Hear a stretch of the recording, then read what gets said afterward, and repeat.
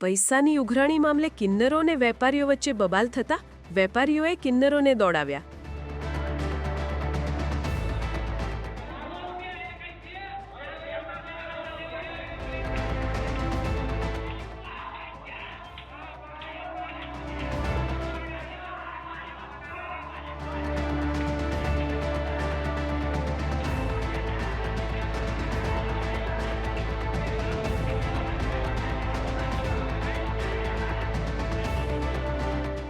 આ દ્રશ્યો અમરેલીના સાવરકુંડલાના છે, જ્યાં ભરૂચથી આવેલા કિન્નરોના ટોળાએ વેપારીઓ પાસે પૈસાની ઉઘરાણી કરતા વેપારી અને તેમના વચ્ચે માથાકૂટ થઈ. કિન્નરોએ પૈસાને લઈને પઠાણી ઉઘરાણી કરતા વેપારીઓ અને કિન્નરો વચ્ચે હાથાપાઈ પણ થઈ, જ્યાં મામલો એટલી હદે વધી ગયો કે વેપારીઓએ કિન્નરોને દોડાવી માર માર્યો.